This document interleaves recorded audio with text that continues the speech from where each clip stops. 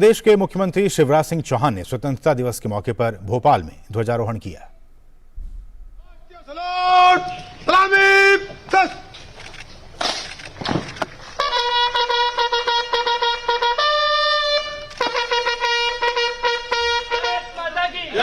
भारत माता की जय।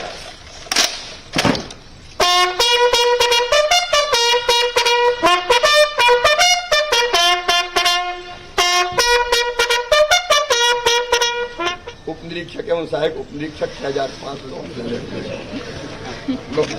पूरा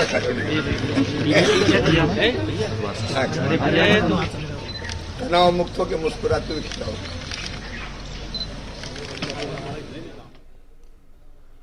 और हमारे सहयोगी अजीत द्विवेदी इस वक्त मौजूद हैं। आप देख सकते हैं उन्हें टीवी स्क्रीन पर, जो कि भोपाल से इस वक्त लाइव अपडेट के साथ मौजूद हैं। अजीत नमस्कार, और आपको भी स्वतंत्रता दिवस की बहुत बहुत शुभकामनाएं। अजीत, क्या कुछ मध्य प्रदेश में किस तरह से स्वतंत्रता दिवस का ये जो पावन अवसर है, कैसे उसे मनाया जा रहा है? बिल्कुल असीम, नमस्कार। और आपको, हमारी पूरी टीम को स्वतंत्रता दिवस की बहुत बहुत शुभकामनाएं, बहुत बहुत बधाई। बिल्कुल असीम, देखिए हम सुबह से ही यहाँ पर हैं और लाल परेड ग्राउंड, जो कि एक बहुत ऐतिहासिक जगह है राजधानी भोपाल में, पूरे मध्य प्रदेश की, वहाँ पर मुख्य आयोजन यहाँ पर किया गया, मुख्य समारोह यहाँ पर किया गया, आयोजित किया गया। और यहाँ पर मुख्यमंत्री शिवराज सिंह चौहान ने परेड की सलामी ली। 18 दल इसमें शामिल हुए परेड में, जिसमें कि बड़ी बात थी कि महिला जो लाडली बहना है उनका भी एक दल इसमें शामिल हुआ। इसके अलावा एनसीसी और दूसरे जो पैरामिलिट्री फोर्सेस हैं, मध्य प्रदेश के जो स्टेट पैरामिलिट्री फोर्सेस हैं, उनके दल इसमें शामिल हुए। और इंटर स्टेट जो एक कुछ साल पहले प्रधानमंत्री के आह्वान पे एक परंपरा शुरू हुई है कि जो अन्य राज्यों के भी पुलिस के दल जो होते हैं वो दूसरे राज्यों में जो परेड होती है उसमें शामिल होते हैं। तो इस बार यहाँ पर राजस्थान पुलिस का एक दल जो था वो यहाँ पर परेड में शामिल हुआ और मुख्यमंत्री शिवराज सिंह चौहान ने परेड की सलामी ली। मुख्यमंत्री ने कई बड़ी घोषणाएं करी है। मुख्यमंत्री ने महत्वपूर्ण घोषणा ये करी है कि जो आयुष्मान कार्डधारी है मध्य प्रदेश में, करीब 3.5 करोड़ है,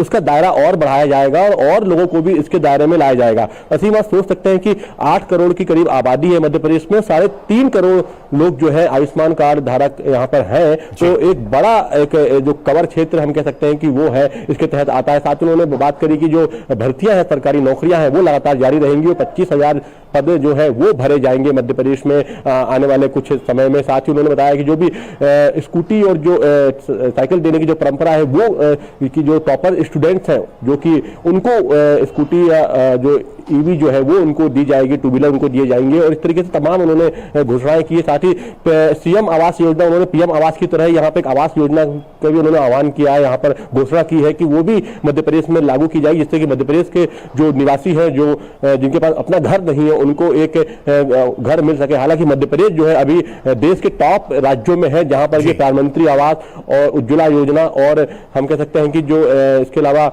जो आयुष्मान कार्ड योजना है, उसके तहत जो है टॉप में यहाँ पर सबसे ज्यादा लोग यहाँ पर रजिस्टर्ड है, उनको लाभ मिल रहा है। देखिए, एक महत्वपूर्ण बात और है कि मुख्यमंत्री शिवराज सिंह चौहान ने अपने भाषण में प्रधानमंत्री पर को लेकर कहा है कि प्रधानमंत्री के आने के बाद से, प्रधानमंत्री नरेंद्र मोदी के आने के बाद से भारत उदय हुआ है और भारत ने अपनी जो विशेषताएं उनको महसूस किया है, अपने जो हम कह सकते हैं कि जो एक्सट्रीम लेवल पे जो अचीवमेंट है उनको हासिल करने के लिए लगातार भारत प्रयास कर रहा है। और ये कहीं ना कहीं प्रधानमंत्री नरेंद्र मोदी के नेतृत्व से ही, उनका जो विजनरी नेतृत्व है उससे ही ये हो पा रहा है। और इसको लेकर मुख्यमंत्री ने अपने भाषण में जिक्र किया है कि प्रधानमंत्री नरेंद्र मोदी ने भारत को उदय की तरफ बढ़ाया है। और हम देख रहे हैं कि तमाम क्षेत्रों में लगातार जिस तरीके से काम हो रहा है, चाहे आम इंसान की जिंदगी जो है उसमें जो परिवर्तन आया है, इतने हम कह सकते हैं कि पिछले 75 सालों में वो शायद अभी तक नहीं आया था। और लगातार ये परिवर्तन अब देखने को मिल रहे हैं। और इसका जिक्र मुख्यमंत्री ने अपने भाषण में लगातार किया है कि पिछले कुछ वर्षों में जो आम इंसान का जो जीवन बदला है, जो कि